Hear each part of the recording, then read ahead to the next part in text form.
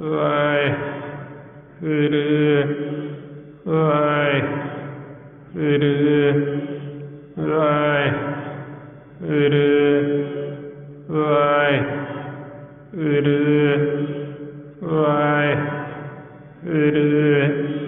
ਵਾਹਿਗੁਰੂ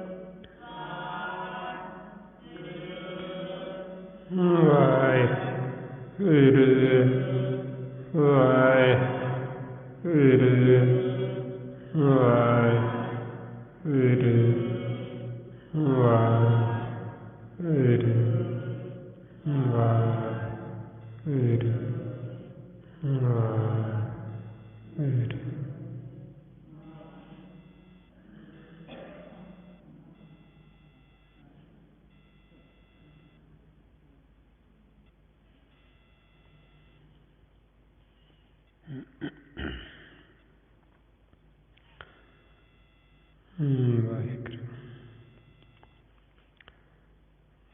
ਗੁਰੂ ਜੀ ਦੀ ਸਾਜੀ ਨਵਾਜੀ ਗੁਰੂ ਰੂਪ ਗੁਰੂ ਪਿਆਰੀ ਸਾਧ ਸੰਗਤ ਜੀ, ਵਾਹਿਗੁਰੂ ਜੀ ਕਾ ਖਾਲਸਾ ਵਾਹਿਗੁਰੂ ਜੀ ਕੀ ਫਤਿਹ।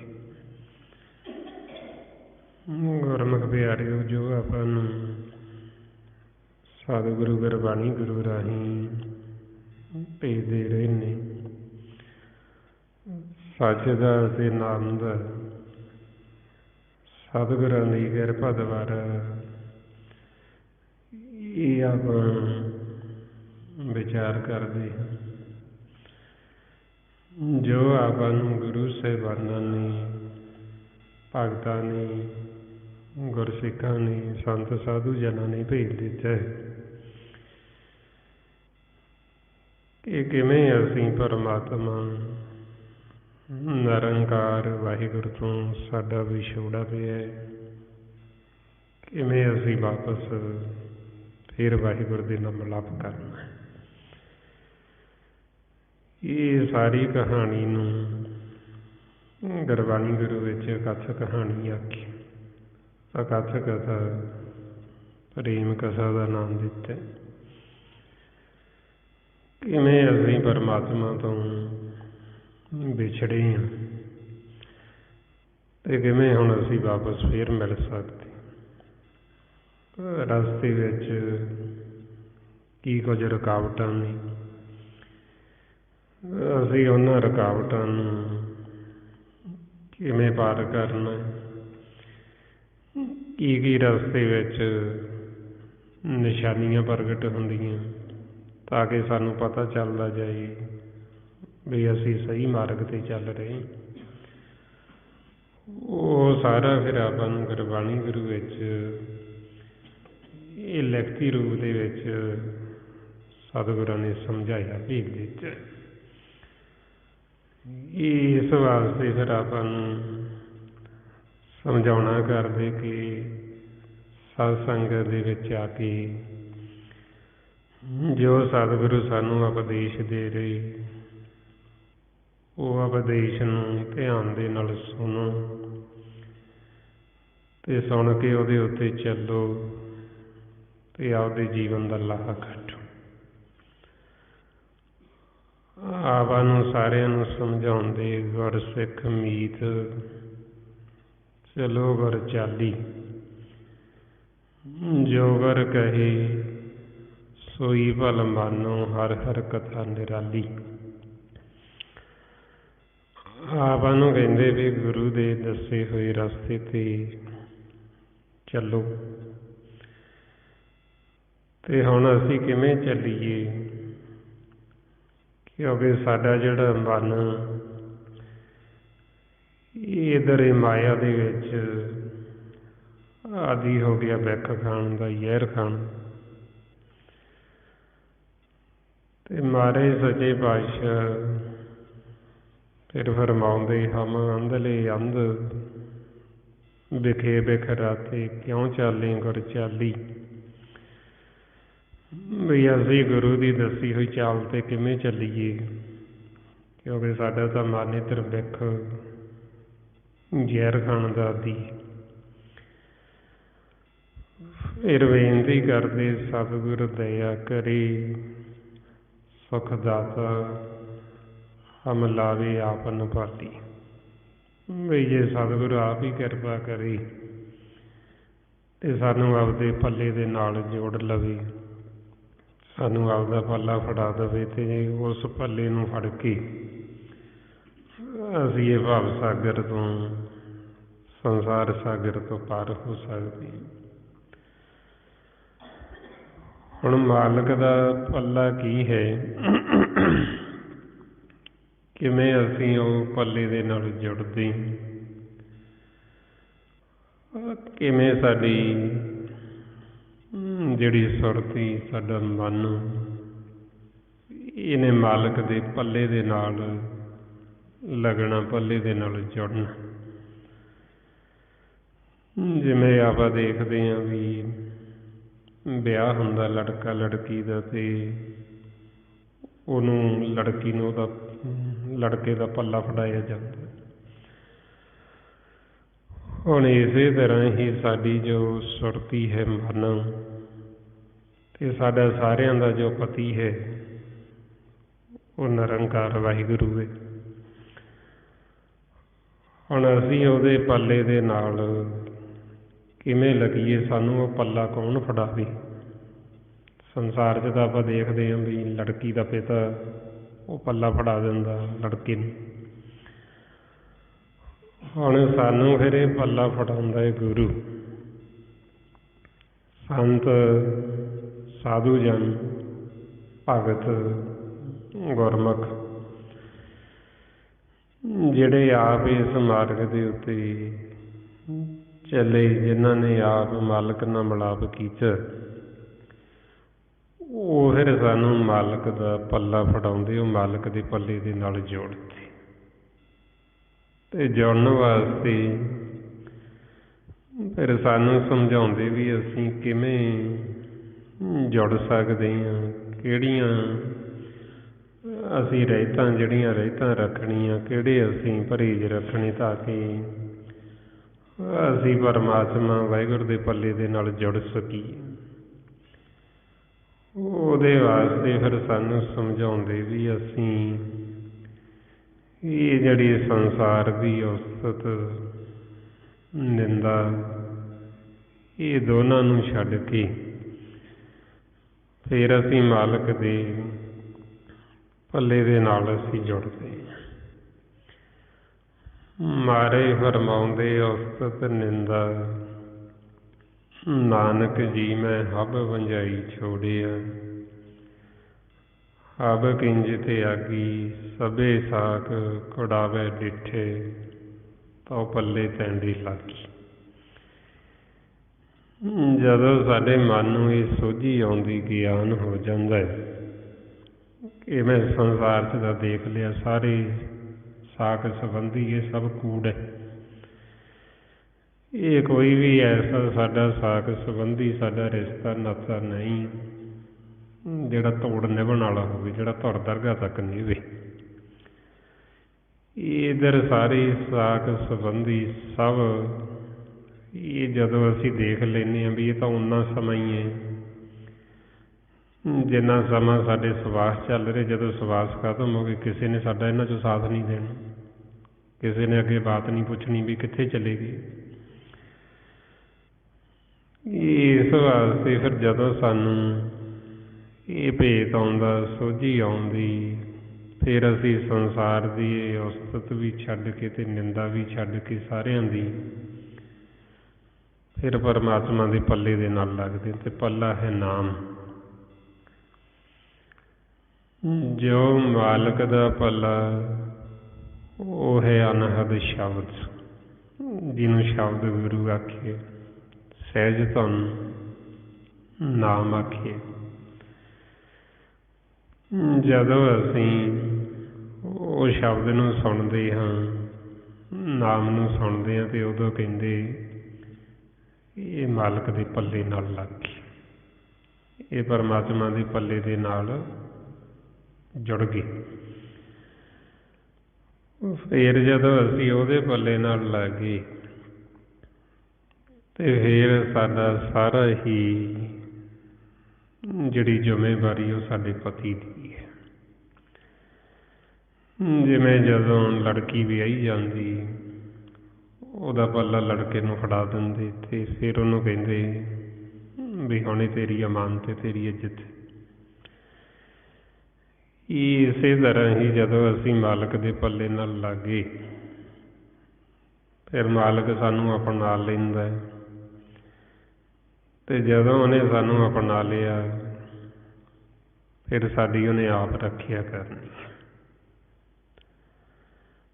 ਫਿਰ ਚਾਹੇ ਅਸੀਂ ਘਰੇ ਹੋਈਏ, ਘਰ ਤੋਂ ਬਾਹਰ ਹੋਈਏ, ਉਹ ਫਿਰ ਸਾਡੀ ਹਰ ਸਮੇਂ ਮਾਲਕ ਜਿਹੜਾ ਉਹ ਰੱਖਿਆ ਕਰਦਾ ਹੈ। ਇਸ ਵਾਸਤੇ ਫਿਰ ਉਦੋਂ ਸਾਡਾ ਜਿਹੜਾ ਜੀਵਨ ਉਹ ਸ਼ੁਰੂ ਹੁੰਦਾ ਹੈ ਸੁਹਾਗਣਾ ਵਾਲਾ। ਜਿਵੇਂ ਪਹਿਲਾਂ ਜੀਵਨ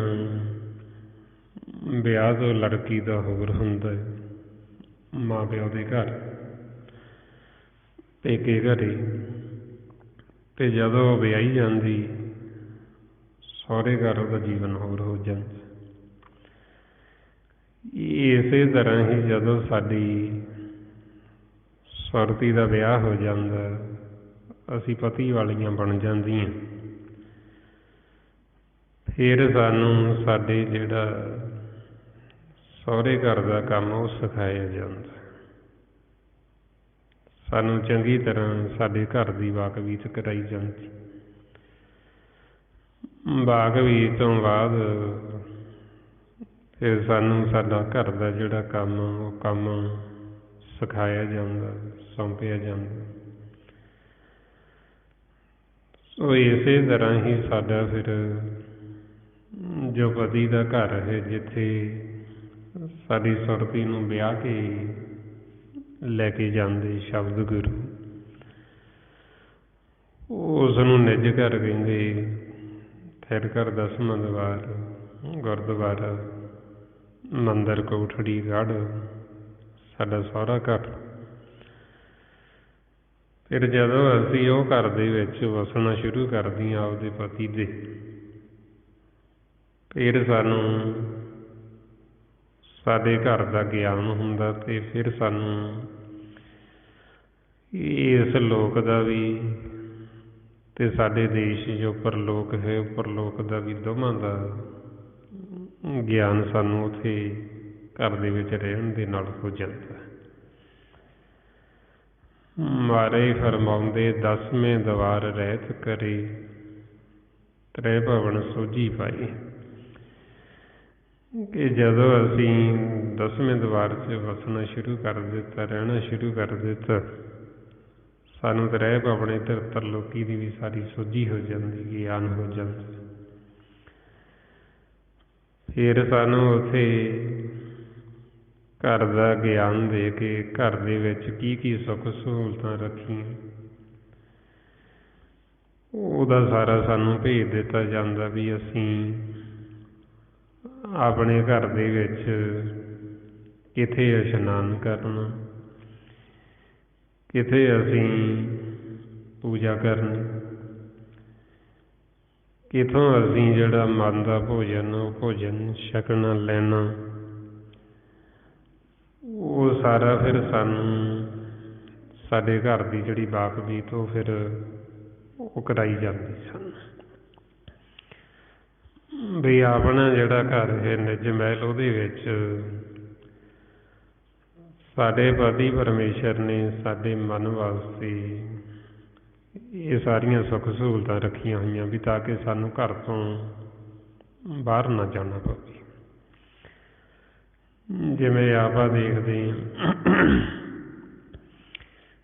ਵੀ ਆਪਾਂ ਕੋਸ਼ਿਸ਼ ਕਰਦੇ ਹਾਂ ਵੀ ਹਰ ਇੱਕ ਸੁੱਖ ਸਹੂਲਤ ਆਪਣੇ ਘਰ ਦੇ ਵਿੱਚ ਹੋਵੇ, ਸਾਨੂੰ ਕਿਤੇ ਬਾਹਰ ਨਾ ਜਾਣਾ ਪਵੇ। ਅਤੇ ਉਹ ਲੋੜੀ ਦੀਆਂ ਚੀਜ਼ਾਂ ਜਿਹੜੀਆਂ ਆਪਾਂ ਨੂੰ ਚਾਹੀਦੀਆਂ ਉਹ ਆਪਾਂ ਘਰ ਦੇ ਵਿੱਚ ਬਣਾ ਲੈਂਦੇ। ਇਸੇ ਤਰ੍ਹਾਂ ਹੀ ਸਾਡੀ ਇਹ ਸੁਰਤੀ ਵਾਸਤੇ ਸਾਡੇ ਪਤੀ ਪਰਮੇਸ਼ਰ ਨੇ ਸਾਡੇ ਘਰ ਦੇ ਵਿੱਚ ਹੀ ਸਾਰੀਆਂ ਸੁੱਖ ਸਹੂਲਤਾਂ ਰੱਖ ਦਿੱਤੀਆਂ।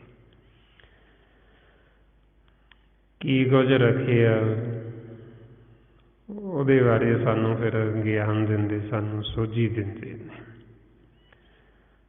ਮਹਾਰਾਜ ਫਰਮਾਉਂਦੇ, ਸੁਖ ਸਾਗਰ ਸੁਰ ਧਰ ਕਾਮ ਧੇਨ ਵਸ ਜਾ ਕੀ, ਚਾਰ ਪਦਾਰਥ ਅਸ਼ਟ ਦਸਾ ਸਿੱਧ ਨੌ ਨਿਧ ਕਰ ਤਲ ਤਾਂ ਕੀ। ਬਈ ਸਾਡੇ ਮਨ ਸਾਡੀ ਸੁਰਤੀ ਵਾਸਤੇ ਸੁਖ ਸਾਗਰ ਦਾ ਪ੍ਰਬੰਧ ਕੀਤਾ, ਸੁਰ ਧਰ ਦਰਖਤ ਦਾ ਪ੍ਰਬੰਧ ਕੀਤਾ। ਜੋ ਸਾਡੀ ਇੱਛਾ ਉਹ ਹਲ ਅਸੀਂ ਉਹ ਉੱਥੋਂ ਲੈ ਸਕਦੇ ਹਾਂ। ਕਾਮ ਧੇਨ ਦਾ ਪ੍ਰਬੰਧ ਕੀਤਾ, ਜੋ ਸਾਡੀ ਕਾਮਨਾ ਉਹ ਸਾਡੀ ਕਾਮਨਾ ਉੱਥੇ ਪੂਰੀ ਹੋ ਜਾਏਗੀ। ਸਾਡੇ ਵਾਸਤੇ ਚਿੰਤਾਮਣੀ ਦਾ ਪ੍ਰਬੰਧ ਕੀਤਾ ਵੀ ਤਾਂ ਕਿ ਸਾਨੂੰ ਕਿਸੇ ਕਿਸਮ ਦੀ ਕੋਈ ਚਿੰਤਾ, ਕੋਈ ਫਿਕਰ, ਕੋਈ ਗਮ, ਕੋਈ ਸਹਿੰਸਾ ਸਾਨੂੰ ਝੋਰਾ ਕੋਈ ਖਾਵੇ ਨਾ। ਉਹਦੇ ਵਾਸਤੇ ਚਿੰਤਾਮਣੀ ਦਾ ਪ੍ਰਬੰਧ ਕਰ ਦਿੱਤਾ ਵੀ ਤਾਂ ਕਿ ਅਸੀਂ ਅਚਿੰਤ ਅਵਸਥਾ 'ਚ ਰਹੀਏ। ਸਾਡੇ ਵਾਸਤੇ ਉੱਥੇ ਹੀ ਅੰਮ੍ਰਿਤਸਰ ਦਾ ਪ੍ਰਬੰਧ ਕਰ ਦਿੱਤਾ, ਠਾਠ ਤੀਰਥਾਂ ਦਾ ਪ੍ਰਬੰਧ ਕਰ ਦਿੱਤਾ ਵੀ ਤਾਂ ਕਿ ਸਾਨੂੰ ਕਿਤੇ ਹੋਰ ਬਾਹਰ ਨਾ ਜਾਣਾ ਪਵੇ। ਅਸੀਂ ਅੰਤਰ ਗਦ ਹੀ ਆਪਦੇ ਘਰ ਦੇ ਵਿੱਚ ਹੀ ਉੱਥੇ ਸਾਡੀ ਸੁਰਤੀ, ਸਾਡਾ ਮਨ ਇਸ਼ਨਾਨ ਕਰਕੇ ਸਾਡੇ ਘਰ ਦੇ ਵਿੱਚ ਹੀ ਬ੍ਰਹਮ ਜੋਤ ਦਾ ਪ੍ਰਬੰਧ ਕਰ ਦਿੱਤਾ ਵੀ ਤਾਂ ਕਿ ਇੱਥੇ ਕਦੇ ਹਨੇਰਾ ਨਾ ਹੋਵੇ। ਉੱਥੇ ਹਮੇਸ਼ਾ ਪ੍ਰਕਾਸ਼ ਹੀ ਰਹਿੰਦਾ, ਕਦੇ ਹਨੇਰਾ ਹੁੰਦਾ ਹੀ ਨਹੀਂ ਘਰ ਦੇ ਵਿੱਚ। ਸਾਡੀ ਸੁਰਤੀ ਉੱਥੇ ਕਿਸੇ ਕਿਸਮ ਦੀ ਇਹਨੂੰ ਬੇਚੈਨੀ ਨਾ ਹੋਵੇ, ਅਨਹਦ ਬਾਣੀ ਦਾ ਪ੍ਰਬੰਧ ਕਰ ਦਿੱਤਾ। ਦਿਨ ਰਾਤ ਅਨਹਦ ਵਾਜੇ, ਅਨਹਦ ਧੁਨਾਂ, ਅਨਹਦ ਬਾਣੀ ਵੱਜਦੀ ਰਹਿੰਦੀ ਹੈ, ਪ੍ਰਗਟੀ ਹੈ ਉੱਥੇ ਹਰ ਸਮੇਂ ਵੱਜਦੀ ਰਹਿੰਦੀ ਵਾਜੇ। ਇਹ ਸਾਰਾ ਪ੍ਰਬੰਧ ਸਾਡੇ ਘਰ ਦੇ ਵਿੱਚ, ਅਤੇ ਇਹਨਾਂ ਸੁੱਖ ਸਹੂਲਤਾਂ ਦਾ ਆਨੰਦ ਅਸੀਂ ਫੇਰ ਹੀ ਲੈ ਸਕਦੇ ਹਾਂ ਜੇ ਹੁਣ ਅਸੀਂ ਆਪਦੇ ਘਰ ਜਾਈਏ ਤਾਂ। ਜੇ ਹੁਣ ਸਾਡੀ ਸੁਰਤੀ ਇੱਧਰ ਨੌਂ ਦਰਾਂ ਦੇ ਵਿੱਚ ਹੀ ਘੁੰਮਦੀ ਰਹੇਗੀ, ਆਪਣੇ ਪਤੀ ਪਰਮੇਸ਼ਰ ਦਾ ਘਰ ਜਿਹੜਾ ਉਹ ਘਰ ਜਾਏਗੀ ਨਹੀਂ, ਅਤੇ ਫਿਰ ਇਹਨਾਂ ਸੁੱਖਾਂ ਦਾ, ਇਹਨਾਂ ਸਹੂਲਤਾਂ ਦਾ ਇਹ ਆਨੰਦ ਨਹੀਂ ਲੈ ਸਕੇ। ਮਹਾਰਾਜ ਫਰਮਾਉਂਦੇ, ਨੌ ਘਰ ਦੇਖ ਜੋ ਕਾਮਨ ਭੂਲੀ, ਬਸਤ ਅਨੂਪ ਨਾ ਪਾਈ, ਕਹੋ ਕਬੀਰ ਨੌਵੇਂ ਘਰ ਮੂਸੇ, ਦਸਵੇਂ ਤੱਤ ਸਮਾਈ। ਕਿ ਇੱਧਰ ਨੌਂ ਘਰਾਂ ਦੇ ਵਿੱਚ, ਨੌਂ ਦਰਾਂ ਦੇ ਵਿੱਚ ਚੋਰਾਂ ਦਾ ਵਾਸਾ ਮੂਸੇ, ਚੋਰ। ਅਤੇ ਜੋ ਹਰ ਤੱਤ ਹੈ, ਜੋ ਇਹ ਸੁੱਖ ਸਹੂਲਤਾਂ ਨੇ ਉਹ ਦਸਵੇਂ ਦੇ ਵਿੱਚ ਨੇ, ਥਿਰ ਘਰ ਦੇ ਵਿੱਚ ਨੇ। ਹੁਣ ਜਦ ਤੱਕ ਅਸੀਂ ਆਪਦੇ ਘਰ ਨਹੀਂ ਜਾਂਦੇ ਉਹਨਾਂ ਸਮਾਂ ਅਸੀਂ ਉਹਨਾਂ ਸੁੱਖ ਸਹੂਲਤਾਂ ਦਾ ਆਨੰਦ ਨਹੀਂ ਲੈ ਸਕਾਂਗੇ, ਅਸੀਂ ਸੁੱਖ ਨਹੀਂ ਮਾਣ ਸਕਾਂਗੇ। ਸੋ ਹੁਣ ਘਰ ਦੇ ਵਿੱਚ ਜਾਣ ਵਾਸਤੇ ਸਾਨੂੰ ਇਹ ਘਰ ਦਾ ਗਿਆਨ ਲੈਣਾ ਪਏਗਾ, ਸਾਨੂੰ ਸੋਝੀ ਲੈਣੀ ਪਏਗੀ। ਜਦ ਤੱਕ ਅਸੀਂ ਸਤਸੰਗਤ ਨਹੀਂ ਕਰਦੇ, ਉਹਨਾਂ ਗੁਰਮੁਖਾਂ ਦਾ, ਉਹਨਾਂ ਸੁਹਾਗਣਾਂ ਦਾ ਜਿਹੜੀਆਂ ਪਤੀ ਵਾਲੀਆਂ ਬਣ ਗਈਆਂ, ਉਹਨਾਂ ਦਾ ਸੰਗ ਨਹੀਂ ਕਰਦੇ, ਉਹਨਾਂ ਸਮਾਂ ਸਾਡੇ ਮਨ ਦੇ ਵਿੱਚ ਚਾਅ ਨਹੀਂ ਪੈਦਾ ਹੁੰਦਾ, ਵੀ ਅਸੀਂ ਵੀ ਪਤੀ ਵਾਲੀਆਂ ਬਣੀਏ, ਅਸੀਂ ਵੀ ਆਪਦੇ ਘਰ ਜਾਈਏ। ਇਸ ਵਾਸਤੇ ਫਿਰ ਆਪਾਂ ਨੂੰ ਕਹਿੰਦੇ ਵੀ ਤੁਸੀਂ ਉਹਨਾਂ ਸੁਹਾਗਣਾਂ ਤੋਂ ਪੁੱਛੋ, ਉਹਨਾਂ ਪਤੀ ਵਾਲੀਆਂ ਤੋਂ ਪੁੱਛੋ ਬਈ ਤੁਸੀਂ ਕਿਵੇਂ ਸੁਹਾਗਣਾਂ ਬਣੀਆਂ, ਤੁਸੀਂ ਕਿਹੜੇ ਗੁਣ ਧਾਰਨ ਕੀਤੇ, ਤੁਸੀਂ ਕਿਹੜੇ ਗੁਣ ਆਪਦੇ ਵਿੱਚ ਲੈ ਕੇ ਆਉਂਦੇ ਬਈ ਜਿਹਦੇ ਕਰਕੇ ਤੁਹਾਡਾ ਪਤੀ ਪਰਮੇਸ਼ਰ ਤੁਹਾਡੇ 'ਤੇ ਖੁਸ਼ ਹੋ ਗਿਆ ਅਤੇ ਤੁਸੀਂ ਵਿਆਹੀਆਂ ਗਈਆਂ ਅਤੇ ਤੁਸੀਂ ਸਹੁਰੇ ਘਰ ਚਲੀਆਂ ਗਈਆਂ, ਆਪਦੇ ਘਰ 'ਚ ਵਸਣਾ ਸ਼ੁਰੂ ਕਰ ਦਿੱਤਾ। ਉਹ ਫਿਰ ਆਪਾਂ ਪੁੱਛਣਾ ਹੁੰਦਾ, ਮਹਾਰਾਜ ਕਹਿੰਦੇ ਕੀ ਪੁੱਛਣਾ? ਰਮਾਉਂਦੇ ਪੁੱਛੋ ਜਾਏ ਸੁਹਾਗਣੀ, ਤੁਸੀਂ ਰਾਵਿਆ ਕਿੰਨੀ ਗੁਣੀ। ਕਿ ਆਪਾਂ ਉਹਨਾਂ ਸੰਤਾਂ ਤੋਂ, ਉਹਨਾਂ ਗੁਰਮੁਖਾਂ ਤੋਂ ਪੁੱਛਣਾ ਵੀ ਤੁਸੀਂ ਕਿਵੇਂ ਕਰ ਗਏ, ਤੁਸੀਂ ਐਸਾ ਕੀ ਕੀਤਾ ਵੀ ਆਪਦੇ ਘਰ ਚਲੇ ਗਏ, ਤੁਹਾਡਾ ਮਾਲਕ ਨਾਲ ਮਿਲਾਪ ਹੋ ਗਏ, ਸਾਨੂੰ ਤਾਂ ਆਪਦੇ ਘਰ ਦਾ ਹੀ ਨਹੀਂ ਪਤਾ। ਤੁਸੀਂ ਕਿਹੜੇ ਗੁਣ ਧਾਰਨ ਕੀਤੇ, ਕੀ ਕੀਤਾ, ਸਾਨੂੰ ਵੀ ਦੱਸੋ। ਫਿਰ ਉਹ ਸੁਹਾਗਣਾ ਆਪਾਂ ਨੂੰ ਦੱਸਦੀਆਂ ਵੀ ਅਸੀਂ ਜਿਹੜਾ ਸ਼ਿੰਗਾਰ ਸੀ ਉਹ ਸਹਿਜ ਦਾ ਕੀਤਾ, ਸਹਿਜ ਵਿੱਚ ਰਹਿਣਾ ਸ਼ੁਰੂ ਕੀਤਾ, ਮਿੱਠਾ ਬੋਲਣਾ ਸ਼ੁਰੂ ਕੀਤਾ, ਕਦੇ ਫਿੱਕਾ ਨਹੀਂ ਬੋਲਿਆ, ਕਦੇ ਕਿਸੇ ਦੀ ਨਿੰਦਿਆ ਨਹੀਂ ਕੀਤੀ, ਕਦੇ ਕਿਸੇ ਦੇ ਔਗਣ ਨਹੀਂ ਫਰੋਲੇ। ਇਹ ਜਦੋਂ ਅਸੀਂ ਗੁਣ ਧਾਰਨ ਕੀਤੇ ਅਤੇ ਸਾਡਾ ਪਤੀ ਸੀ ਜਿਹੜਾ ਸਾਡੇ 'ਤੇ ਖੁਸ਼ ਹੋ ਗਿਆ ਗੁਣਾਂ ਨੂੰ ਦੇਖ ਕੇ। ਮਾਰੇ ਫਰਮਾਉਂਦੇ ਸਹਿਜ ਸਿੰਗਾਰ ਬਣਾਈਆ ਮਿੱਠਾ ਬੋਲਣੀ, ਪੈਰ ਰਸਾਲੂ ਤਾਂ ਮਿਲੇ ਜੇ ਗੁਰ ਕਾ ਸ਼ਬਦ ਸੁਣੀ। ਬਈ ਜਦੋਂ ਅਸੀਂ ਗੁਰੂ ਦਾ ਸ਼ਬਦ ਸੁਣਦੇ ਹਾਂ, ਜਦੋਂ ਅਸੀਂ ਗੁਰੂ ਦੀ ਸਿੱਖਿਆ 'ਤੇ ਚੱਲਦੇ ਹਾਂ ਅਤੇ ਸਾਨੂੰ ਉਹ ਸਾਡਾ ਪਿਰ ਪਤੀ ਉਹ ਸਾਨੂੰ ਮਿਲ ਪੈਂਦਾ, ਅਸੀਂ ਉਹਨੂੰ ਭਾ ਜਾਂਦੇ। ਹੁਣ ਜਦ ਤੱਕ ਅਸੀਂ ਇਹ ਗੁਰੂ ਦੀ ਮੱਤ ਨਹੀਂ ਲੈਂਦੇ, ਉਹਨਾਂ ਸਮਾਂ ਫਿਰ ਅਸੀਂ ਕੀ ਕਰਦੇ ਹਾਂ, ਜਦੋਂ ਅਸੀਂ ਆਪਦੀ ਮੱਤ ਦੁਆਰਾ ਚੱਲਦੇ ਹਾਂ, ਮੱਤ ਦੁਆਰਾ ਚੱਲਦੇ ਹੋਏ ਅਸੀਂ ਫਿੱਕਾ ਬੋਲਦੇ ਹਾਂ, ਮਾੜਾ ਬੋਲਦੇ ਹਾਂ, ਕਿਸੇ ਦੀ ਬੁਰਾਈ ਕਰਦੇ ਹਾਂ, ਕਿਸੇ ਦੀ ਨਿੰਦਿਆ ਕਰਦੇ ਹਾਂ, ਕਿਸੇ ਦੀ ਚੁਗਲੀ ਕਰਦੇ ਹਾਂ, ਹਉਮੈ ਹੰਕਾਰ 'ਚ ਬੋਲਦੇ ਹਾਂ। ਜਦੋਂ ਅਸੀਂ ਇਹ ਬੋਲਦੇ ਹਾਂ ਸਾਡਾ ਪਤੀ ਪਰਮੇਸ਼ਰ ਸੁਣਦਾ ਹੈ। ਇਹ ਨਹੀਂ ਬਈ ਅਸੀਂ ਆਖੀਏ ਬਈ ਜਦੋਂ ਅਸੀਂ ਅਰਦਾਸਾਂ ਕਰਦੇ ਹਾਂ ਅਰਦਾਸਾਂ ਹੀ ਸੁਣਦਾ, ਉਹ ਹਰ ਸਮੇਂ ਸੁਣ ਰਿਹਾ, ਚਾਹੇ ਆਪਾਂ ਚੰਗਾ ਬੋਲਦੇ ਹਾਂ ਚਾਹੇ ਆਪਾਂ ਮੰਦਾ ਬੋਲਦੇ ਹਾਂ, ਸਭ ਤੋਂ ਪਹਿਲਾਂ ਉਹਨੇ ਹੀ ਸੁਣਨਾ, ਵਾਹਿਗੁਰੂ ਨੇ। ਜਿਹੜਾ ਇੱਕ ਵਾਰੀ ਸਾਡੇ ਮੁੱਖ 'ਚੋਂ ਬਚਨ ਨਿਕਲਿਆ, ਚਾਹੇ ਤੁਸੀਂ ਚੰਗਾ ਬੋਲਿਆ ਚਾਹੇ ਤੁਸੀਂ ਮਾੜਾ ਬੋਲਿਆ, ਉਹ ਇੱਥੇ ਖਾਲੀ ਖਲਾ 'ਚ ਸਟੋਰ ਹੋ ਜਾਂਦੇ, ਉਹ ਮਿਟਦਾ ਨਹੀਂ। ਜਿਵੇਂ ਆਪਾਂ ਕੋਈ ਚੀਜ਼ ਕੰਪਿਊਟਰ 'ਚ ਜਾਂ ਮੋਬਾਇਲ ਦੇ ਵਿੱਚ ਸਟੋਰ ਕਰ ਦਿੰਦੇ ਹਾਂ, ਉਹ ਇਸੇ ਤਰ੍ਹਾਂ ਹੀ ਖਾਲੀ ਖਲਾ ਜਿਹੜਾ ਇਹਦੇ ਵਿੱਚ ਸਾਡਾ ਸਟੋਰ ਹੋ ਜਾਂਦਾ, ਉਹ ਮਿਟਦਾ ਨਹੀਂ। ਅਤੇ ਜਿੰਨਾ ਵੀ ਆਪਾਂ ਹੁਣ ਤੱਕ ਸਤਿਯੁਗ ਤੋਂ ਲੈ ਕੇ ਚੌਥਾ ਯੁੱਗ ਹੈ ਕਲਯੁੱਗ, ਆਪਾਂ ਜਿੰਨੇ ਵੀ ਆਕਾਰ ਲੈ ਚੁੱਕੇ ਹਾਂ ਹੁਣ ਤੱਕ, ਜਿੰਨੀਆਂ ਵੀ ਜੂਨਾਂ 'ਚ ਰਹੇ ਹਾਂ ਆਪਾਂ, ਉਹ ਸਾਡੇ ਆਕਾਰ ਵੀ ਆ ਖਾਲੀ ਖਲਾ ਸਟੋਰ 'ਚ ਮੌਜੂਦ ਨੇ। ਅਤੇ ਜਿਹੜੀਆਂ ਸਾਡੀਆਂ ਆਵਾਜ਼ਾਂ ਜੋ ਆਪਾਂ ਬੋਲਦੇ ਰਹੇ, ਉਹ ਸਾਡੀਆਂ ਆਵਾਜ਼ਾਂ ਵੀ ਇੱਥੇ ਖਾਲੀ ਖਲਾ 'ਚ ਸਟੋਰ ਨੇ। ਸੋ ਇਸੇ ਤਰ੍ਹਾਂ ਹੀ ਜਦੋਂ ਫਿਰ ਆਪਾਂ ਜੋ ਵੀ ਬੋਲਦੇ ਹਾਂ, ਸਭ ਤੋਂ ਪਹਿਲਾਂ ਵਾਹਿਗੁਰੂ ਸੁਣਦਾ ਹੈ, ਪਰਮਾਤਮਾ ਸੁਣਦਾ ਹੈ। ਜਿਵੇਂ ਹੁਣ ਮੈਂ ਬੋਲ ਰਿਹਾ, ਮੇਰੀ ਆਵਾਜ਼ ਆ ਖਾਲੀ ਖਲਾ 'ਚ ਜਾ ਰਹੀ ਹੈ, ਇੱਥੇ ਇਹਨੂੰ ਨਿਰਗੁਣ ਕਹਿੰਦੇ ਨੇ, ਖਾਲੀ ਖਲਾ ਨੂੰ, ਜੋ ਧਰਤੀ ਤੋਂ ਅਸਮਾਨ ਤੱਕ ਆਪਾਂ ਦੇਖਦੇ। ਇਸੋਂ ਨਿਰਗੁਣ ਦੇ ਵਿੱਚ ਹੀ ਸਾਨੂੰ ਮਾਲਕ ਸਵਾਸ ਦੇ ਰਿਹਾ, ਸਵਾਸ ਦੇ ਕੇ ਸਾਨੂੰ ਜਿਉਂਦਾ ਰੱਖ ਰਹੇ। ਇਹਨੂੰ ਕਰਤਾ ਪੁਰਖ ਕਹਿੰਦੇ, ਆਪੇ ਕਰਤਾ ਕਰ ਕਰ ਵੇਖੇ ਦਿਨ ਦਾ ਸਾਸ ਗਿਰਾਹੇ, ਵੀ ਸਾਨੂੰ ਸਵਾਸਾਂ ਦੀ ਗਰਾਹੀ ਦੇ ਰਹੀ ਹੈ। ਹੁਣ ਆਪਾਂ ਫਿਰ ਜੋ ਵੀ ਬੋਲਦੇ ਹਾਂ ਇੱਥੇ ਖਾਲੀ ਖਲਾ 'ਚ ਜਦੋਂ ਆਵਾਜ਼ ਜਾਂਦੀ ਹੈ ਅਤੇ ਆਪਣੇ ਕੋਲ ਸ਼ਕਤੀ ਹੈ ਅਤੇ ਆਪਾਂ ਇੱਥੋਂ ਖਾਲੀ ਖਲਾ ਦੇ ਵਿੱਚੋਂ ਇਹ ਆਵਾਜ਼ ਨੂੰ ਪਕੜਦੇ ਹਾਂ। ਹੁਣ ਇਹ ਆਵਾਜ਼ ਪਹਿਲਾਂ ਵਾਹਿਗੁਰੂ ਕੋਲ ਜਾਂਦੀ ਹੈ, ਵਾਹਿਗੁਰੂ ਸੁਣਦਾ ਹੈ, ਫਿਰ ਉਦੋਂ ਬਾਅਦ 'ਚੋਂ ਆਪਾਂ ਸੁਣਦੇ ਹਾਂ। ਹੁਣ ਜੋ ਇਹ ਆਪਾਂ ਬੋਲ ਰਹੇ ਹਾਂ, ਜੇ ਤਾਂ ਇਹ ਵਚਨ ਚੰਗੇ ਨੇ, ਫਿਰ ਤਾਂ ਇਹ ਜਦੋਂ ਅਸੀਂ ਸੁਣ ਕੇ ਅੰਦਰ ਲੈ ਕੇ ਜਾਵਾਂਗੇ, ਸਾਡੇ ਮਨ ਨੂੰ ਸੁੱਖ ਦੇਣਗੇ, ਸਾਨੂੰ ਸ਼ਾਂਤੀ ਦੇਣਗੇ। ਸਾਡੇ ਮਨ 'ਤੇ ਜਿਹੜੀ ਮੈਲ ਲੱਗੀ ਉਹ ਸਾਡੀ ਮੈਲ ਲੈ ਜਾਏਗੀ।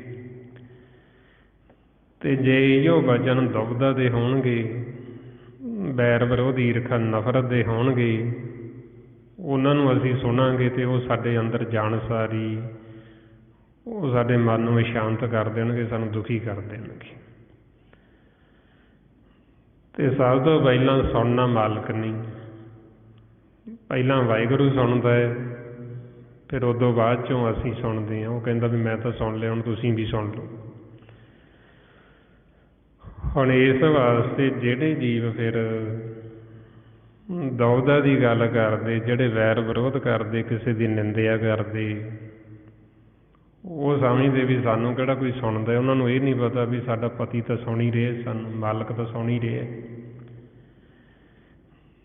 ਅਤੇ ਉਹ ਸਾਡੀ ਦੁਵਿਧਾ ਦੀਆਂ ਕੀਤੀਆਂ ਹੋਈਆਂ ਗੱਲਾਂ ਵਿਚਾਰਾਂ ਉਹ ਸਾਨੂੰ ਪਰਮਾਤਮਾ ਤੋਂ ਦੂਰ ਕਰ ਦਿੰਦੀਆਂ। ਉਹ ਸਾਡੇ ਪਤੀ ਪਰਮੇਸ਼ਰ ਨੂੰ ਭਾਉਂਦੀਆਂ ਨਹੀਂ, ਉਹਨੂੰ ਚੰਗੀਆਂ ਨਹੀਂ ਲੱਗਦੀਆਂ। ਇਸ ਕਰਕੇ ਫਿਰ ਸਾਡੀ ਜਿਹੜੀ ਪ੍ਰੀਤ, ਸਾਡਾ ਪ੍ਰੇਮ ਉਹ ਵਾਹਿਗੁਰੂ ਦੇ ਨਾਲੋਂ ਟੁੱਟ ਜਾਂਦਾ ਹੈ। ਮਹਾਰਾਜ ਫਰਮਾਉਂਦੇ ਇਸੇ ਵਰਤਾਏ ਟੂਟ ਪ੍ਰੀਤ ਗਈ ਬਰਗੋਲ, ਦੁਰਮਤ ਪਰ ਹਰ ਛਾਡੀ ਢੋਲ। ਬਈ ਸਾਡੀ ਪ੍ਰੀਤ ਕਿਵੇਂ ਟੁੱਟੀ, ਬੁਰੇ ਬੋਲ ਬੋਲ ਕੇ। ਜਿਵੇਂ ਸੰਸਾਰ 'ਚ ਦੇਖੋ ਵੀ ਪਤੀ ਪਤਨੀ ਹੋਣ, ਹੁਣ ਇੱਕ ਦੂਸਰੇ ਨੂੰ ਬੁਰੇ ਬੋਲ ਬੋਲਣ ਅਤੇ ਉਹਨਾਂ ਦਾ ਪਿਆਰ ਟੁੱਟ ਜਾਣਾ, ਪ੍ਰੀਤ ਟੁੱਟ ਜਾਣੀ, ਉਹਨਾਂ ਦਾ ਪਿਆਰ ਰਹਿਣਾ ਹੀ ਨਹੀਂ ਆਪਸ ਵਿੱਚ। ਕਿਉਂਕਿ ਜਦੋਂ ਫਿੱਕਾ ਹੀ ਬੋਲੀ ਜਾਣਾ, ਮਾੜਾ ਹੀ ਬੋਲੀ ਜਾਣਾ, ਅਤੇ ਉਹ ਨਹੀਂ ਪਿਆਰ ਰਹਿੰਦਾ। ਅਤੇ ਸਾਡਾ ਜੋ ਮਾਲਕ ਪਤੀ ਪਰਮੇਸ਼ਰ, ਉਹ ਤਾਂ ਅੰਤਰਜਾਮੀ, ਉਹ ਤਾਂ ਸਾਡੇ ਅੰਦਰ ਦੀ ਜਾਣਨ ਵਾਲਾ। ਅਤੇ ਜੇ ਅਸੀਂ ਆਖੀਏ ਵੀ ਅਸੀਂ ਵੈਰ ਵਿਰੋਧ ਕਰਕੇ, ਈਰਖਾ ਨਫ਼ਰਤ ਕਰਕੇ, ਫਿੱਕੇ ਬੋਲ ਬੋਲ ਕੇ ਅਸੀਂ ਪਰਮਾਤਮਾ ਨੂੰ ਭਾ ਜਾਵਾਂਗੇ, ਅਤੇ ਅਸੀਂ ਨਹੀਂ ਭਾ ਸਕਦੇ। ਜੇ ਅਸੀਂ ਆਖੀਏ ਵੀ ਸਾਡੀ ਪ੍ਰੀਤ ਉਹਦੇ ਨਾਲ ਪੈ ਜਾਏਗੀ, ਸਾਡਾ ਪਿਆਰ ਪੈ ਜਾਏਗਾ, ਅਤੇ ਨਹੀਂ ਪੈਣਾ, ਕਿਉਂਕਿ ਇਹ ਮਾਲਕ ਨੂੰ ਚੰਗਾ ਨਹੀਂ ਲੱਗਦਾ। ਇਸ ਵਾਸਤੇ ਫਿਰ ਜਦੋਂ ਆਪਾਂ ਉਹਨਾਂ ਸੁਹਾਗਣਾਂ ਤੋਂ ਪੁੱਛਦੇ, ਅਤੇ ਉਹ ਸੁਹਾਗਣਾਂ ਦੱਸਦੀਆਂ ਵੀ ਅਸੀਂ ਇਹ ਚੀਜ਼ਾਂ ਨੂੰ ਛੱਡਿਆ। ਬਈ ਜਦੋਂ ਅਸੀਂ ਇਹ ਚੀਜ਼ਾਂ ਨੂੰ ਛੱਡਿਆ, ਅਸੀਂ ਫਿਰ ਮਾਲਕ ਨੂੰ, ਆਪਦੇ ਪਤੀ ਨੂੰ ਭਾਈਆਂ, ਫਿਰ ਅਸੀਂ ਉਹਨੂੰ ਸੋਹਣੀਆਂ ਲੱਗੀਆਂ। ਅਤੇ ਜਦ ਤੱਕ ਇਹ ਵੈਰ ਵਿਰੋਧ ਸੀ, ਈਰਖਾ ਨਫ਼ਰਤ ਸੀ, ਉਹ ਸਾਨੂੰ ਬੁਲਾਉਂਦਾ ਹੀ ਨਹੀਂ, ਉਹ ਸਾਡੇ ਨਾਲ ਗੱਲ ਹੀ ਨਹੀਂ ਕਰਦਾ। ਹੁਣ ਮਾਲਕ ਕੋਈ ਸਾਤੋਂ ਦੂਰ ਥੋੜ੍ਹੀ ਹੈ, ਉਹ ਸਾਡੇ ਅੰਦਰ ਵੀ ਹੈ ਅਤੇ ਸਾਡੇ ਬਾਹਰ ਵੀ ਹੈ। ਚਾਰ ਚੁਫੇਰੇ ਉਹਨੇ ਸਾਨੂੰ ਘੇਰਿਆ ਹੋਇਆ। ਪਰ ਅਸੀਂ ਵਿਚਾਰਨਾ ਸਹਿਜ ਦੇ ਵਿੱਚ ਵੀ ਉਹ ਸਾਨੂੰ ਬੁਲਾਉਂਦਾ ਕਿਉਂ ਨਹੀਂ, ਸਾਡੇ ਨਾਲ ਗੱਲ ਕਾਹਤੋਂ ਨਹੀਂ ਕਰਦਾ। ਵੀ ਅਸੀਂ ਬਾਹਰੋਂ ਤਾਂ ਬੜਾ ਪਹਿਰਾਵਾ ਸੋਹਣਾ ਪਾਇਆ ਹੋਇਆ, ਦੇਖਣ ਨੂੰ ਅਸੀਂ ਲੱਗਦੀਆਂ ਸੁਹਾਗਣਾਂ, ਵੀ ਅਸੀਂ ਗੁਰਮੁਖ ਹਾਂ ਜੀ, ਅਸੀਂ ਬੜਾ ਪਹਿਰਾਵਾ ਵਧੀਆ ਪਾਇਆ ਹੋਇਆ। ਪਰ ਉਹ ਜਿਹੜਾ ਕੰਤ ਸਾਡਾ ਪਤੀ, ਉਹਨੇ ਜੇ ਸਾਨੂੰ ਕਦੇ ਬੁਲਾਇਆ ਹੀ ਨਹੀਂ, ਉਹਨੇ ਸਾਨੂੰ ਕਦੇ ਆਵਾਜ਼ ਹੀ ਨਹੀਂ ਦਿੱਤੀ, ਉਹਦੇ ਨਾਲ ਅਸੀਂ ਕਦੇ ਗੱਲ ਹੀ ਨਹੀਂ ਕੀਤੀ।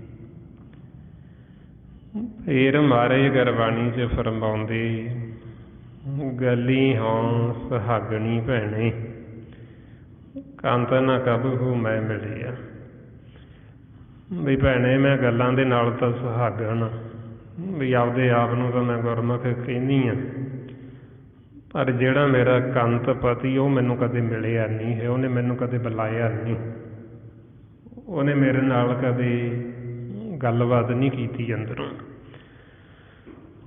ਹੁਣ ਜੇ ਪਤੀ ਗੱਲ ਨਾ ਕਰੇ ਅਤੇ ਰਹਿੰਦੇ ਅਸੀਂ ਇੱਕੋ ਘਰ ਦੇ ਵਿੱਚ ਹੀ ਹੋਈਏ, ਅਤੇ ਉਹ ਸਾਨੂੰ ਬੁਲਾਵੇ ਨਾ, ਅਤੇ ਕਿੱਡੇ ਦੁੱਖ ਦੀ ਗੱਲ ਹੈ, ਕਿੱਡਾ ਭਰਮ ਹੈ। ਸੋ ਇਸ ਅਵਸਥਾ 'ਚ ਫਿਰ ਜਦੋਂ ਸਾਨੂੰ ਗਿਆਨ ਹੁੰਦਾ, ਸੋਝੀ ਹੁੰਦੀ, ਅਤੇ ਫਿਰ ਸਾਡੀ ਸੁਰਤੀ, ਸਾਡਾ ਮਨ ਵੈਰਾਗੀ ਹੋ ਜਾਂਦਾ। ਬਈ ਸਾਡੇ ਵਿੱਚ ਇਹੋ ਜਿਹੀ ਕਿਹੜੀ ਕਮੀ ਹੈ ਬਈ ਸਾਨੂੰ ਸਾਡਾ ਪਤੀ ਬੁਲਾਉਂਦਾ ਤੱਕ ਨਹੀਂ ਹੈ, ਉਹ ਸਾਡੇ ਨਾਲ ਗੱਲਬਾਤ ਕਾਹਤੋਂ ਨਹੀਂ ਕਰਦਾ। ਅਤੇ ਜਦੋਂ ਫਿਰ ਇਹਦੇ ਬਾਰੇ ਅਸੀਂ ਵਿਚਾਰਦੇ ਹਾਂ ਅਤੇ ਫਿਰ ਸਾਨੂੰ ਪਤਾ ਲੱਗਦਾ ਵੀ ਦੋਸ਼ ਕਿਸੇ ਹੋਰ ਦਾ ਨਹੀਂ, ਇਹਦੇ ਵਿੱਚ ਦੋਸ਼ ਤਾਂ ਸਾਡਾ ਆਪਦਾ ਹੀ ਹੈ।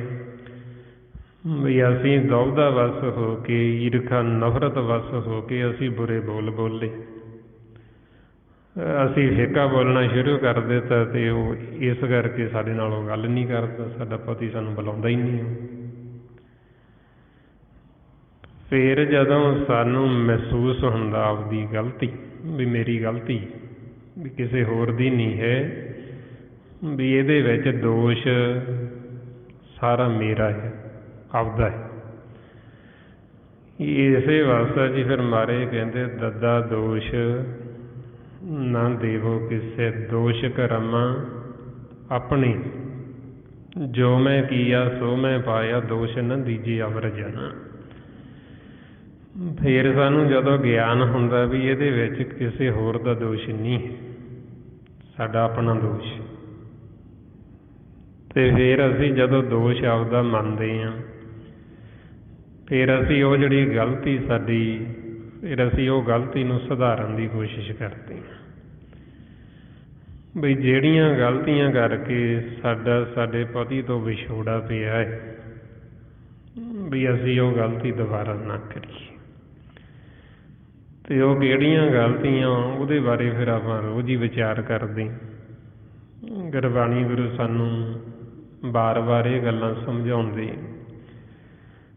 ਬਈ ਉਹ ਸਾਡੇ ਮਨ ਦੀਆਂ ਗਲਤੀਆਂ, ਸਾਡੀ ਭੈੜੀ ਮੱਤ, ਬਈ ਇਹ ਨਿੰਦਿਆ ਕਰਨੀ, ਕਿਸੇ ਦੀ ਨਿੰਦਿਆ ਸੁਣਨੀ, ਕਿਸੇ ਦੇ ਨਾਲ ਈਰਖਾ ਨਫ਼ਰਤ ਮਨ 'ਚ ਰੱਖਣੀ, ਕਿਸੇ ਦੇ ਨਾਲ ਵੈਰ ਵਿਰੋਧ ਕਰਨਾ, ਲੋਕ ਲੱਜਾ ਦੇ ਵਿੱਚ ਆਉਣਾ, ਹਉਮੈ ਹੰਕਾਰ ਦੇ ਵਿੱਚ ਆਉਣਾ, ਇਹ ਸਾਡੀਆਂ ਗਲਤੀਆਂ। ਅਤੇ ਇਹ ਹੰਕਾਰ ਹੈ ਜਿਹੜਾ ਪਰਮਾਤਮਾ ਨੂੰ ਭਾਉਂਦਾ ਨਹੀਂ, ਸਾਡੇ ਪਤੀ ਨੂੰ ਭਾਉਂਦਾ ਨਹੀਂ। ਮਾਰੇ ਫਰਮਾਉਂਦੇ ਹਰ ਜੀਓ ਹੰਕਾਰ ਨਾ ਭਾਵਈ, ਵੇਦ ਕੂਕ ਸੁਣਾਵੇ। ਵੇਦਾਂ ਦੇ ਵਿੱਚ, ਗੁਰਬਾਣੀ ਗੁਰੂ ਵਿੱਚ ਸਾਨੂੰ ਵਾਰ ਵਾਰ ਸਮਝਾਇਆ ਗਿਆ ਵੀ ਜਿਹੜੀ ਹਉਮੈ ਹੰਕਾਰ ਇਹ ਸਾਡੇ ਮਾਲਕ ਨੂੰ ਭਾਉਂਦਾ ਨਹੀਂ, ਚੰਗਾ ਨਹੀਂ ਲੱਗਦਾ। ਜਿਹੜਾ ਜੀਵ ਹੰਕਾਰ ਦੇ ਵਿੱਚ ਵਿਚਰਦਾ ਹੈ, ਹਉਮੈ ਵਿੱਚ ਵਿਚਰਦਾ ਹੈ, ਉਹ ਮਾਲਕ ਨੂੰ ਕਦੇ ਭਾਏਗਾ ਨਹੀਂ, ਉਹ ਕਦੇ ਵੀ ਨਹੀਂ ਚੰਗਾ ਲੱਗੇਗਾ। ਅਤੇ ਜਿਹੜਾ ਉਹਨੂੰ ਚੰਗਾ ਨਹੀਂ ਲੱਗੇਗਾ ਉਹਨੂੰ ਬੁਲਾਏਗਾ ਹੀ ਨਹੀਂ। ਜਿਵੇਂ ਆਪਾਂ ਸੰਸਾਰ 'ਚ ਦੇਖਦੇ ਹਾਂ, ਕਿਸੇ ਜੀਵ ਨਾਲ ਆਪਣਾ ਇਸ ਕਰਕੇ ਵੀ ਉਹਦੇ ਨਾਲ ਵਿਚਾਰ ਨਹੀਂ ਮਿਲਦੇ, ਉਹਦੀ ਬੋਲ ਬਾਣੀ ਚੰਗੀ ਨਹੀਂ ਹੈ, ਅਤੇ ਆਪਾਂ ਉਹਨੂੰ ਬੁਲਾਉਂਦੇ ਨਹੀਂ ਵੀ ਆਪਾਂ ਇਹ ਤੋਂ ਬੁਲਾ ਕੇ ਕੀ ਲੈਣਾ। ਵੀ ਜਦੋਂ ਇਹਨੇ ਬੋਲਣਾ ਹੀ ਮਾੜਾ, ਇਹਦਾ ਪਤਾ ਹੀ ਨਹੀਂ ਵੀ ਇਹਨੇ ਬੋਲਣਾ ਕੀ ਹੈ, ਕਮਲਾ ਹੋਇਆ ਹੋਇਆ, ਅਤੇ ਇਹਨੂੰ ਬੁਲਾਉਣ ਤੋਂ ਪਰਹੇਜ਼ ਹੀ ਕਰੋ। ਵੀ ਜਿਹਨੇ ਕਰਨੀ ਹੀ ਨਿੰਦਿਆ, ਵੈਰ ਵਿਰੋਧ ਦੀ ਗੱਲ ਕਰਨੀ, ਈਰਖਾ ਨਫ਼ਰਤ ਦੀ ਗੱਲ ਕਰਨੀ, ਆਪਾਂ ਉਹ ਤੋਂ ਪਾਸਾ ਵੱਟਦੇ ਹਾਂ ਵੀ ਇਹਨੂੰ ਨਾ ਹੀ ਬੁਲਾਈਏ, ਇਹ ਤੂੰ ਫਤਿਹ ਬੁਲਾਓ, ਵੀ ਇਹਨੂੰ ਨਮਸਕਾਰ ਹੀ ਚੰਗੀ ਹੈ। ਸੋ ਇਸੇ ਤਰ੍ਹਾਂ ਹੀ ਮਾਲਕ ਪਰਮਾਤਮਾ, ਜਦੋਂ ਅਸੀਂ ਇਹ ਵੈਰ ਵਿਰੋਧ ਕਰਦੇ ਹਾਂ ਅਤੇ ਅਸੀਂ ਆਖੀਏ ਵੀ ਉਹ ਸਾਨੂੰ ਬੁਲਾਏਗਾ, ਉਹ ਬੁਲਾਉਂਦਾ ਹੀ ਨਹੀਂ। ਕਿਉਂਕਿ ਉਹਨੂੰ ਪਤਾ ਹੈ ਵੀ ਇਹਨਾਂ ਨੇ ਕਿਹੜਾ ਮੇਰੀ ਸੁਣਨੀ, ਵੀ ਜਿਹੜਾ ਸੁਣਦਾ ਬੁਲਾਉਣ ਦਾ ਤਾਂ ਉਹਨੂੰ ਫਾਇਦਾ ਹੁੰਦਾ। ਜਿਵੇਂ ਆਪਾਂ ਦੇਖਦੇ ਹਾਂ ਵੀ ਜੇ ਕੋਈ ਆਪਣੀ ਮੰਨੇ ਅਤੇ ਆਪਾਂ ਉਹਨੂੰ ਕਹਿੰਦੇ ਹਾਂ ਵਾਰ ਵਾਰ ਵੀ ਸਿਮਰਨ ਕਰੋ, ਸੰਗਤ ਕਰੋ, ਅਤੇ ਜਿਹਨੇ ਮੰਨਣੀ ਨਹੀਂ ਆਪਾਂ ਕਹਿੰਦੇ ਵੀ ਇਹਨੂੰ ਤਾਂ ਕਹਿਣ ਦਾ ਕੋਈ ਫਾਇਦਾ ਹੀ ਨਹੀਂ, ਇਹਨੇ ਕਿਹੜਾ ਮੰਨਣੀ। ਇਸੇ ਤਰ੍ਹਾਂ ਹੀ ਮਾਲਕ ਵਾਹਿਗੁਰੂ ਉਹ ਦੇਖਦੇ ਵੀ ਜਦੋਂ ਇਹ ਅਸੀਂ ਵੈਰ ਵਿਰੋਧ ਕਰਦੇ ਹਾਂ, ਉਹ ਨਹੀਂ ਸਾਨੂੰ ਬੁਲਾਉਂਦਾ ਨਹੀਂ ਹੈ। ਸੋ ਇਸ ਵਾਸਤੇ ਫਿਰ ਆਪਾਂ ਨੂੰ ਸੱਚੇ ਪਾਤਸ਼ਾਹ ਸਮਝਾਉਂਦੇ ਵੀ ਇਹ ਸਾਡੇ ਮਨ ਦੀਆਂ ਰਹਿਤਾਂ ਨੇ, ਇਹ ਅਸੀਂ ਜਦੋਂ ਰਹਿਤਾਂ ਰੱਖਾਂਗੇ, ਵੈਰ ਵਿਰੋਧ ਛੱਡਾਂਗੇ, ਨਿੰਦਿਆ ਚੁਗਲੀ ਛੱਡਾਂਗੇ, ਲੋਕ ਲੱਜਾ ਤੋਂ ਉੱਪਰ ਉੱਠਾਂਗੇ, ਅਤੇ ਫਿਰ ਮਾਲਕ ਨੂੰ ਮਿਲਣ ਦੀ ਇਹ ਨਿਸ਼ਾਨੀ ਵਾਹਿਗੁਰੂ ਨੂੰ, ਸਾਡੇ ਪਤੀ ਨੂੰ ਕਿਹੜੀ ਨਿਸ਼ਾਨੀ। ਫਿਰ ਸਾਨੂੰ ਦੱਸਦੇ ਵੀ ਜਦੋਂ ਅਸੀਂ ਸਾਰੇ ਇੱਦਾਂ ਇਕੱਠੇ ਹੁੰਦੇ ਸੰਗਤ ਰੂਪ ਦੇ ਵਿੱਚ, ਉਦੋਂ ਆਪਣੀਆਂ ਸਾਰੀਆਂ ਸੁਰਤੀਆਂ ਆਪਾਂ ਸਾਰੇ ਹੀ, ਸਾਡਾ ਸਾਰਿਆਂ ਦਾ ਪਤੀ ਇੱਕੋ ਹੀ ਹੈ। ਆਪਣੇ ਜਿਹੜੇ ਮਨ ਨੇ ਸੁਰਤੀਆਂ, ਅਸੀਂ ਸਾਰੀਆਂ ਉਸ ਪਤੀ ਦੀਆਂ ਨਾਰਾਂ। ਮਹਾਰਾਜ ਕਹਿੰਦੇ ਇਸ ਜੱਗ ਮੈਂ ਪੁਰਖ ਏਕ ਹੈ, ਹੋਰ ਸਗਲੀ ਨਾਰ ਸਵਾਈ। ਵੀ ਪੁਰਖ ਇੱਕੋ ਹੀ ਹੈ, ਪਤੀ ਇੱਕੋ ਹੀ ਹੈ, ਆਪਾਂ ਸਾਰੀਆਂ ਉਹਦੀਆਂ ਨਾਰਾਂ ਆਪਣੇ ਪਤੀ ਦੀਆਂ। ਅਤੇ ਜਦੋਂ ਆਪਾਂ ਸੰਗਤ ਰੂਪ ਦੇ ਵਿੱਚ ਇਕੱਠੇ ਹੁੰਦੇ ਹਾਂ, ਫਿਰ ਆਪਾਂ ਨੂੰ ਕਹਿੰਦੇ ਇਹ ਸਖੀਆਂ ਵੀ ਇਕੱਠੀਆਂ ਹੋ ਕੇ ਆਪਦੇ ਪਤੀ ਦੀ ਉਸਤਤ ਕਰਦੀਆਂ, ਪਤੀ ਦੀ ਵਡਿਆਈ ਕਰਦੀਆਂ। ਅਤੇ ਫਿਰ ਆਪਾਂ ਨੂੰ ਦੱਸਦੇ ਵੀ ਇਹ ਸਖੀਏ ਵੀ ਉਹ ਮਾਲਕ ਨੂੰ ਮਿਲਣ ਦੀ ਨਿਸ਼ਾਨੀ ਕੀ ਹੈ, ਵੀ ਉਹ ਕਿਵੇਂ ਸਾਨੂੰ ਮਿਲਦਾ, ਕਿਹੜੇ ਗੁਣ, ਕਿਵੇਂ ਮਿਲਦਾ, ਕਿਹੜੀ ਨਿਸ਼ਾਨੀ। ਮਹਾਰਾਜ ਦੱਸਦੇ ਸੁਣ ਸਖੀਏ ਪ੍ਰਭ ਮਿਲਣ ਨਿਸ਼ਾਨੀ, ਮਨ ਤਨ ਅਰਪ ਤਜ ਲਾਜ ਲਕਾਨੀ। ਵੀ ਇਹ ਮਿਲਣ ਦੀ ਪਤੀ ਨੂੰ ਨਿਸ਼ਾਨੀ ਹੈ।